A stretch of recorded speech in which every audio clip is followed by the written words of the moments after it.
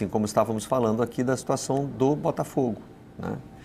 Vamos ver aí a cobertura dos jornais. Fogão faz duelo em clima de final para seguir na Liberta. Os dois últimos jogos do Botafogo. Esse ano não tem como fazer o que aconteceu no ano passado, né? O Botafogo começa perdendo as duas primeiras partidas e chega à última rodada classificado. Né? Tamanha foi a troca de pontos dentro do grupo, né? E é curioso que chega na última rodada classificado, o Arthur Jorge poupa todo mundo, o time só consegue um empate contra o Junior Barranquilla, o que leva o Botafogo para a segunda colocação do grupo e para aquele caminho que foi o caminho épico até a final, que é enfrentando Palmeiras, depois São Paulo e depois Peñarol. É um jogo com muitos desfalques dos dois lados. O Estudiantes tem 4 problemas, o Estudiantes disputou ali as quartas de final do Campeonato Argentino, perdeu. Num jogo muito, muito maluco, que o Estudiantes fez as 5 substituições, um jogador lesionou, ficou sem um jogador no final, porque não tinha quem substituir e acabou tomando os gols aí. Perdeu por 2-0 pro Rosário. E o Botafogo também com muitos desfalques, só que a vantagem do Botafogo em relação aos desfalques para o Estudiantes é que o Botafogo já está acostumado com seus desfalques. O Botafogo do Renato Paiva, que tem 1000 problemas no trabalho até agora, mas ele está um pouco ainda se encontrando na versão da tentativa e erro, eu tenho essa impressão. Então, o time funcionou, por exemplo, contra o Fluminense. Conseguiu lá a 9ª vitória consecutiva contra o Fluminense, num dos maiores tabus de clássico que a gente tem atualmente no Brasil. Qual foi a novidade tática naquele jogo? Passou a jogar com o Mastriani junto ao Igor Jesus, fazendo ali um atacante mais. Isso só funcionou naquele jogo, depois parou de funcionar, o Mastriani muito nulo em campo. Aí, antes do jogo contra o Carabobo, na semana passada pela Libertadores, o Mastriani machuca um dia antes do jogo. E aí ele tira o Mastriani, vai um time, começa essa improvisação de Cuiabano e Alex Telles jogando junto, Cuiabano mais à frente, o Jefinho no lado direito, improvisado também, é uma improvisação. E aí o time é terrível. Contra o Carabobo, o Botafogo é tenebroso, para usar a palavra que a Jéssica usou para o Grêmio, assim, apesar da vitória, uma vitória que não mereceu, né? Como eu classifiquei ali, a vitória que derruba o treinador, aquela contra o Carabobo, porque o time jogou muito mal. Só que o time mantém o mesmo time para o jogo contra o Internacional no fim de semana, e aí é um time um pouco mais treinado com essa formação. Minha impressão é que contra o Carabobo, o Botafogo foi com um time que nunca tinha feito um treino junto. Um pouco mais treinado, jogadores, ainda que não tenha sido, apesar da goleada, um grande desempenho do Botafogo contra o Inter, foi um time um pouco mais coeso, um time um pouco que se conhecia um pouco mais, tanto ofensivamente quanto defensivamente, ainda que não tenha sido um bom jogo nem de Jair, nem de Davi Ricardo, os dois zagueiros do Botafogo, num jogo que o Botafogo não sofreu gols. Para hoje, especificamente, eu tenho a impressão que esses improvisos do Botafogo, que são necessários, porque os desfalques são grandes, está falando de Savarino, Bastos e Barbosa seguem fora, Matheus Martins, que seria uma opção também de atacante pelo lado, também não vai jogar. O Botafogo segue improvisado, mas com uma improvisação já há mais tempo. Isso pode ser uma vantagem contra os Estudiantes, que é um time fraco também. É um time que não demonstrou ainda tudo que prometeu na Libertadores, nem foi assim no Campeonato Argentino. Venceu o Botafogo 1-0 em La Plata, no primeiro jogo do turno, mas num desempenho também fraquíssimo, que foi graças àquele frangaço do John. O Botafogo é favorito para o jogo hoje, mas entra muito pressionado, né? Se perder, acabou. Se perder, o campeão da Libertadores vai usar o patch ali de campeão da Libertadores até o fim do ano, mas sem disputar a Libertadores, provavelmente vai para a Sul-Americana. Por isso que a goleada em cima do Inter foi tão importante, para dar uma acalmada e dar confiança pro Botafogo. Eu acho que aquela goleada não se traduz em competência exclusiva do Botafogo, teve incompetência do Internacional que contribuiu para que a goleada acontecesse, mas o Botafogo estava precisando disso, de um resultado muito positivo para que alguns jogadores confiantes passem a jogar um pouco mais. Acho que encontrar o Cuiabano ali na segunda linha, quase como um meia pela esquerda, que também não é um ponto aberto, mas um jogador que joga naquela última linha ali, tem dado certo, é uma boa alternativa, ele é um jogador que tem muita energia, que consegue participar da marcação também, usando, né, os elementos bons desse jogo contra o Internacional. A dupla de volantes marcando, pegando muito mais, desarmando muito mais. Acho que isso é algo que falta em relação se a gente comparar o Botafogo do ano passado com esse ano, e são os mesmos jogadores, né, nesse setor, é algo que precisa crescer de rendimento. Marlon e o Gregory são dois jogadores que eu acho que têm muita qualidade, muita capacidade para voltar a jogar naquele nível do ano passado. Nesse jogo contra o Inter eles apareceram bem. Então, acho que isso tem que se repetir nessa partida. Também vejo o Botafogo como favorito. Não pode ter a ansiedade jogando contra, né? Talvez pela pressão de talvez ser eliminado da Libertadores. Se conseguir fazer um jogo de intensidade semelhante ao que foi contra o Internacional, eu acho que vai conseguir construir essa vitória. Tem duas diferenças grandes assim, do time que enfrentou o Internacional que podem ser positivas se o Botafogo conseguir repetir hoje. Uma é isso que você falou, desempenho individual. O Botafogo estava carente desses jogadores de 2024 mesmo, com bons desempenhos. O Alex Telles fez uma boa partida, Marlon Freitas, 2 assistências. Acho que foi a melhor partida do Marlon Freitas no ano.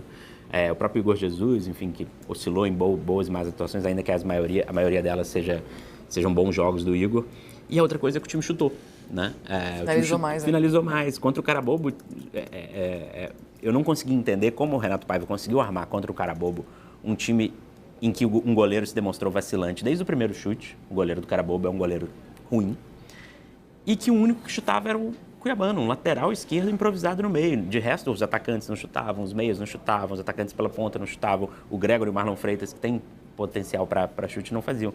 Contra o Inter, parece que isso deve ter entrado em pauta ali, porque foi muito flagrante. Então todo mundo arriscou. O Botafogo contou com competência, sorte e ainda com as falhas do Inter e conseguiu fazer 4 gols. Mas a situação não é isso que eu comentei no primeiro programa, a situação não é boa para o Botafogo porque a derrota elimina, o empate não resolve e a vitória não resolve também tudo, assim. É muito sutil a diferença entre a situação do Botafogo em caso de empate e em caso de vitória. Em caso de empate, vai precisar vencer por 2-0 a Laú na última rodada. Em caso de vitória, vai precisar vencer por 1-0. Isso é enorme na hora que chega o jogo, mas para o que precisa construir para uma vitória, 3 pontos na Libertadores, é complicado. E aí é o risco, né? Esse risco dessa eliminação para o Botafogo pode fazer muito mal ao trabalho, pode botar mais pressão ainda no Paiva. E a gente está falando do Botafogo que vai disputar daqui a um mês o Mundial de Clubes, né? Vai enfrentar, no pior grupo entre os brasileiros, vai enfrentar PSG e Atlético de Madrid. A situação aí se perder, estar eliminado. Se empatar, vai, além de precisar vencer, fazer conta na última rodada. Vai precisar vencer por 2-0. Né? Se vencer por 2-0, 2-2, 3, qualquer resultado acima de 1. Se vencer por 1-0, está eliminado. E se vencer, se vencer nessa rodada, vai precisar de uma vitória simples. Né? Contando que o Estudiantes vai vencer o Carabobo em casa na última rodada. O Carabobo tem só 1 ponto. O Carabobo que tomado do próprio Universidade do Chile. Foi a única vez que o Carabobo conseguiu. O Carabobo flertou várias vezes. Flertou contra os Estudiantes de conseguir ponto, flertou contra o Botafogo nos 2 jogos, flertou e conseguiu só contra a Laú. E aí a torcida do Botafogo tinha essa esperança no Carabobo ontem, mas foi um massacre, 4-0 ali. Era o pior resultado possível para o Botafogo, porque se fosse até 3-0, o Botafogo poderia empatar hoje e vencer a Laú, que estaria classificado. Mas não, 4-0 colocou esse golzinho a mais aí. O Botafogo vai enfrentar, tanto hoje quanto no jogo contra a Laú, provavelmente cenários muito parecidos. Pouco jogo, muita cera, times fechados.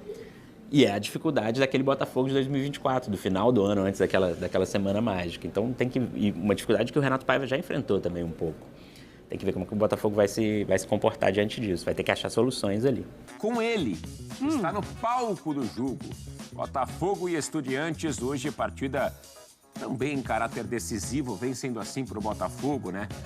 Pelo menos até nesses últimos jogos aí do Fogão. Rafael Marques está lá pronto no palco, no Newton Santos. Jogo importante aí pela Conmebol Libertadores. Tudo bom, Rafa? Seja bem-vindo. Tudo bem, sim, Suma. Um abraço a você, ao Celso, ao Donk, a Mari, ao Fã de Esporte conectado com a gente aqui no F360. E hoje tem tudo para ser uma quarta-feira à la Botafogo, quando se trata de Conmebol Libertadores, né? O clube vem gerando uma identidade com a competição. Não precisa nem lembrar que é o atual campeão, mas vem jogando a Libertadores já há algum tempo, com alguma frequência, e os torcedores sentem o momento em que eles são relevantes para a mudança de uma perspectiva, de um cenário que não é exatamente aquilo que se imaginava. O Botafogo entra nessa rodada com apenas 6 pontos, mas dependendo só de si para se classificar. É bem verdade que a goleada imposta pela Laú em cima do Carabobo levou o time chileno a 10 pontos, isso aumenta a responsabilidade de Botafogo e Estudiantes para o jogo de hoje, mas vencendo essa noite o time argentino, o Botafogo chega aos mesmos 9 pontos que o Estudiantes e faz, na última rodada, o jogo contra a Universidade da Chile, aqui também no estádio Newton Santos, podendo chegar a 12 pontos, ultrapassar a Laú e aí automaticamente ter a vaga garantida para a segunda fase, o mata-mata da Conmebol Libertadores. Teremos tudo que a torcida tem direito essa noite aqui no Newton Santos, a chamada Rua de Fogo, que é quando os torcedores recebem o o ônibus com os jogadores vindos da concentração, com aqueles sinalizadores. Teremos também um mosaico todo especial. O Botafogo trabalha isso de maneira muito discreta. Tem um movimento chamado Ninguém Ama Como a Gente, que é uma reunião de torcedores avulso do Botafogo, não é propriamente uma torcida organizada. E esse movimento é que normalmente organiza esse tipo de festa, e logo mais a tendência é que o estádio tenha realmente uma noite muito especial para que o time em campo corresponda, vença o jogo, embalado pelas 2 vitórias consecutivas, pela goleada sobre o Inter no fim de semana pelo Campeonato Brasileiro, e aí assuma uma condição melhor visando a classificação para a segunda fase da Conmebol Libertadores. Em relação ao time, o técnico Renato Paiva não deve mexer na equipe que no último fim de semana goleou o Inter. Não conta ainda com jogadores importantes. Não tem o Savarino, não tem o Bastos, não tem o Barbosa, não tem o Matheus Martins, não tem o Mastriani, que vinha sendo titular, compondo a dupla com o Igor Jesus. E uma formação teoricamente pouco provável acabou na prática sendo sustentável, levando o time à vitória, que foi a entrada do Cuiabano como um ponta esquerda ou um meia aberto pelo lado esquerdo, e o Jefinho, que saiu do lado esquerdo, onde ele habitualmente atua, para poder fazer o trabalho de ponta pelo lado direito. Então o 4-2-4 está mantido. Nós temos aí a provável escalação do Botafogo na tela para o Fã Esporte conectado com a gente, com o John no gol. Na lateral direita o Vitinho, a zaga Jair e David Ricardo, e na lateral esquerda o Alex Telles. O meio campo, os 2 volantes de confiança do técnico Renato Paiva, o Gregory e o Marlon Freitas. Pela direita o Jefinho, pela esquerda o Cuiabano, na frente o Arthur, ao lado do Igor Jesus. Essa a provável escalação para o jogo de logo mais entre o Botafogo e Estudiantes, time argentino que inclusive é o 8º colocado do Campeonato Nacional. O técnico Eduardo Domingues não tem hoje 2 jogadores importantes. O Medina, jogador de meio campo que dá o equilíbrio no setor. O Carrillo, atacante também, um é machucado, o outro está suspenso. São essas as ausências da equipe argentina, que provavelmente vem para cá para jogar de maneira fechada, para poder de repente conquistar um empate, levar uma boa vantagem para a última rodada, quando enfrenta o Carabobo jogando em casa. O Estudiantes também tem a faca e o queijo na mão para poder avançar de fase na Conmebol Libertadores. Promessa de grande jogo, logo mais às 9h30, Botafogo e Estudiantes, e com transmissão, claro, da ESPN e do Disney Plus. E o Botafogo vem de bons resultados. Na Argentina não foi bem contra o Estudiantes, até tomou aquele gol numa falha do John. O jogo poderia muito bem ter terminado 0-0, né? Ou 1-1, o Botafogo teve bola na trave também. O resultado que, de certa forma, mexeu um pouco com o grupo. Qual a postura hoje, professor, do Botafogo para tentar vencer o jogo, né? Porque é uma partida importante também na matemática da chave. Eu acho que a boa notícia é que o Botafogo, com essas mudanças no jogo contra o Inter, principalmente, reapareceram os lampejos de transição, que é o forte desse time, né? O problema é que talvez o Estudiantes não venha tanto para você fazer transição em cima dele. O Estudiantes está fazendo as contas dele também. A gente fala que o Botafogo depende de si, mas se o Estudiantes arranca um empate hoje, ele tem toda a condição de ficar com uma das vagas, né? Também num grupo bastante complicado. Então o Botafogo vai ter esse dilema, ele vai ter que ir, não é a melhor das situações, um time de transição espera que o adversário venha. Isso não deve acontecer, pelo menos até a altura do jogo em que o Estudiantes esteja confortável com o placar. O Rafa falou muito da torcida, o Rafa está ouvindo a gente, né? Sim. Ô, Rafa, melhorou aí o número de ingressos vendidos, porque até ontem era bem baixinho, né? A primeira parcial que o Botafogo divulgou foi de 17 mil ingressos. Muito pouco. Ontem foram vendidos mais alguma coisa, em torno de 4, 5 mil ingressos. Então, assim, a venda antecipada, a capacidade aqui do Newton Santos é 45 mil. A venda antecipada registrou no máximo, metade disso. Como geralmente quem vem aos Jogos de Libertadores compra ingresso de maneira antecipada, dá para dizer com alguma dose de segurança que não devemos ter um grande público de 40, 41 mil torcedores, que aliás vinha sendo a média do Botafogo na competição no ano passado, à medida que foi avançando de fase, eliminando os adversários, Palmeiras, São Paulo, Peñarol, até chegar à final contra o Atlético lá em Buenos Aires, a média foi essa. Não chegaremos a esse número hoje à noite, mas eu acho que com uma boa dose de otimismo, né, uma leitura positivista, uns 28 a 30 mil torcedores devemos ter aqui logo mais. É um público Meio Engenhão. Um pouco mais de meio Engenhão. Pô, mas, assim... Engenhão não, que o Botafoguense não gosta que chama Exato. de Engenhão. Meio Milton Mas, assim, Santos. é porque a gente viu o público do fim de semana, né, e a gente ficou assustado, né? Um jogo importante também, Contra o Inter, mesmo né? o Inter poupando. Assustou. E um jogo em que o Botafogo foi bem, Mari, como parece dar sinais de que tem esse futebol na manga para apresentar. Pois é, ele perde muita gente, pensando até em elenco, né, da temporada passada para essa, perde ali na figura do Almada e do Luiz Henrique, 2 jogadores importantíssimos em tudo que aconteceu do Botafogo na temporada passada, mas ele também tem ali destaques individuais ainda, né? Bom, enfim, dupla de meio-campistas ali com Marlon e Gregory, muito do coração também desse Botafogo, do que a gente viu que o grupo permaneceu na temporada passada para essa. Claro que faz muita falta o Savarino, que é um jogador que, enfim, desempenha várias funções ali do setor e que é o sobrevivente do tiro de ouro, né? Exatamente. E do Igor Jesus também entrega muito para essa parte ofensiva do jogo do Botafogo. Acho que é importante Igor Jesus voltar a marcar contra o Internacional, porque parece que ele sentiu muito essas ausências, né, dos jogadores que se despediram do Botafogo. Ficou, de fato, ali sem as principais referências da equipe que funcionava muito bem com ele. O Arthur também importante desempenhar, deslocado um pouco mais para dentro por conta das ausências e também da ausência do Savarino. Mas acho que a grande sacada, de fato, é esse Cuiabano nessa segunda linha, né? Você extrai um potencial muito bom dele como atacante, entre aspas, pelos lados, um ótimo chute, marcou um golaço junto com o Alex Telles contra o Internacional. Então, acho que, assim como mostrou na estreia do Campeonato Brasileiro contra o Palmeiras, num bom empate, que ainda tem coisas ali, contra o Internacional também apareceram ali personagens importantes. E, assim, a questão que você falou do Cuiabano, eu concordo, porque ele dá muito dessa capacidade de transição e velocidade da equipe do Botafogo, né? Que é uma das grandes armas do time lá desde 2023. E assim, a gente está vendo uma sequência positiva. Lógico, ainda é um recorte pequeno, mas eu acho que o Renato Paiva merecia esse voto de confiança. Porque ele herda um time que já veio ao longo da temporada, dentro do planejamento, ao meu ver, equivocado, que demorou para fazer a contratação do técnico. Manteve a base. Mas, ele assim, mesmo não tem uma intertemporada com a equipe, né? Exatamente, isso é muito importante. E você pode falar, a base é a mesma. Mas a ausência do Luiz Henrique e do Almada muda muito o time. Muito. O impacto técnico e também do funcionamento do time tinha muito a participação deles. A base é a mesma, mas Savarino na prática. E também hoje não vai ter Savarino. E a base é a mesma com sentido. desfalques, porque dupla de zagueiros da temporada passada não atua. E ainda a ausência do Savarino, que para mim é o jogador mais importante, o principal jogador tecnicamente falando do Botafogo no setor ofensivo.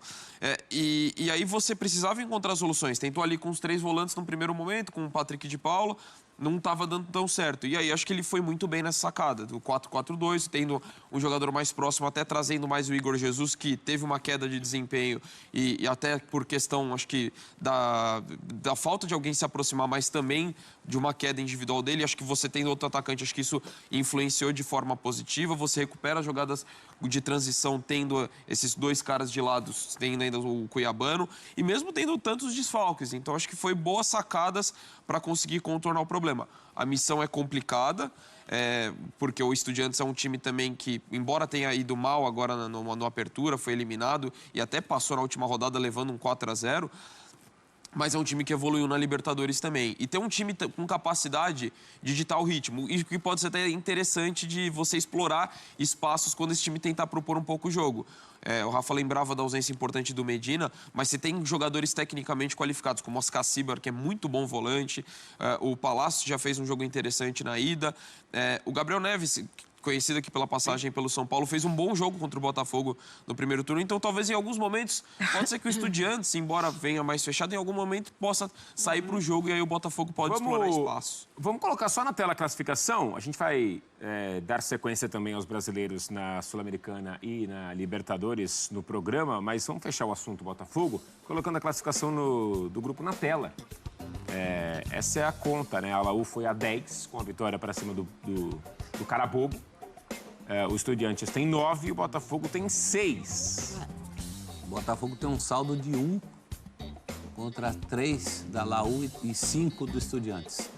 Não é absolutamente inalcançável. Talvez nem precise, né? O Botafogo fazendo o serviço dele, fazendo o que ele não fez, ao perder 6 pontos para os rivais diretos, se ele devolver essa situação, assim, ele está classificado. A gente não precisa falar nada, né? O grupo mostra que assim, o Botafogo é obrigado a vencer o jogo, para depender, claro, né? Assim, vencer bem o jogo, para não correr ainda mais risco. O empate ainda mantém vivo. Isso, mas é contar muito com bom, a né? sorte do último jogo, né? O negócio fica esquisito, né? Não fica bom. Fica, porque vai ter que vencer o segundo e tem que fazer a conta no saldo, né? Exato. Porque assim, não dá pra imaginar que o Estudiante não vença o Carabobo em casa na última rodada. Sim. Vai vencer, dificilmente um time argentino, ainda mais com o nível de competitividade que tem o Estudiantes, vai desperdiçar uma oportunidade como essa jogando no seu estádio, né? Então, o empate não elimina, mas obviamente deixa a situação complexa e o Botafogo vai precisar se desdobrar na última partida contra a Laú. Eu acho que é preciso entrar em campo hoje com a mentalidade daquele Botafogo do ano passado. Estou ouvindo atentamente os companheiros, eu concordo muito com o que a Mari falou sobre essa questão da ausência do Luiz Henrique e do Thiago Almada, e isso recorrentemente é lembrado como um aspecto a ser considerado numa comparação inevitável com o time do ano passado. A gente não está debatendo o Botafogo de 5 anos atrás. A memória afetiva do torcedor é muito recente. O Botafogo ganhou a Libertadores tem 5 meses, 6 meses. Então, é natural que se compare sempre, né, o que é o time atual em comparação àquele que foi campeão na Argentina. E, além do funcionamento coletivo, essas duas peças, elas levavam para campo uma coisa que no futebol existe, que é o respeito implícito. E o adversário, quando ia marcar o Luiz Henrique, quando ia marcar o Thiago Almada, tinha uma outra leitura, um outro comportamento, né? O buraco era mais embaixo, era mais difícil de você deter tecnicamente esses jogadores. Era mais complicado impedir que eles jogassem. Hoje o Botafogo carece muito de jogadores que precisem fazer esse papel do diferencial individual. Teoricamente, sem o Savarino, o Arthur é o mais talhado para isso, mas ainda não está sendo aquele Arthur que a gente sabe que tecnicamente ele pode ser pelo Botafogo. Bom, você acompanha o jogo na ESPN também no Disney Plus, partida decisiva no Newton Santos, cobertura da ESPN aí, lado a lado com o Botafogo também nesse jogo decisivo pela Comebol Libertadores. Então, pessoal, esse é o terceiro vídeo de hoje. Vamos para mais conteúdos. Daqui a pouco vai ter SBT Esportes Rio com a Fernandinha, Donos da Bola Rio, Globo Esporte, Seleção. Vai ter muito conteúdo ainda. Hoje tem muita coisa do Botafogo e aqui é o único canal que traz tudo. Todos os conteúdos possíveis estão aqui. Então, bora pro próximo vídeo aí. Antes de partir para o próximo vídeo, curta, comente, compartilhe, se inscreva no canal, ative o sininho para receber avisos de cada conteúdo que pingar aqui no canal do Tio do Fogão. Aqui em cima, Live Pix, mande mensagem de áudio ou de texto pra gente, porque hoje terá live pós-jogo.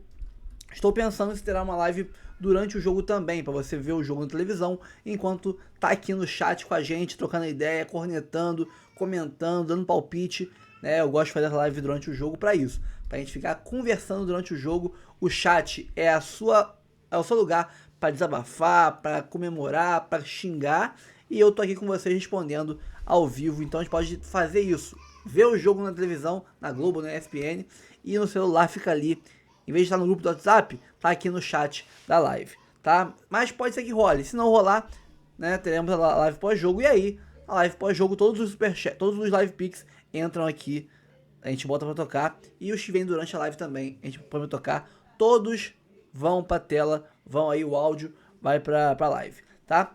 Temos aqui embaixo o nosso Instagram, tem muito conteúdo lá também, temos nosso canal reserva, temos o nosso canal de react torcedores, vascaínos perderam ontem o jogo pro Lanús, tem aqui um react também zoando os caras, e, logicamente, 4 planos de membros, de 3, de 5, de 15, vários valores diferentes, você escolhe um caminho no seu bolso, ajuda muito o canal a manter a estrutura que a gente tem aqui, fazer um bom trabalho todos os dias, tá? Fico por aqui, e-mail do canal, tem um Pix, e é o contato pra gente, quiser mandar uma proposta de parceria, de jabá, de merchan, aqui pra divulgar seu produto, seu curso, sua loja aqui no canal, manda lá o e-mail que a gente troca uma ideia. Fico por aqui, um abraço, até o próximo vídeo, valeu e vamos Fogão, temos que ganhar hoje sem falta, senão acabou o sonho do Bi. Vamos pra cima, valeu!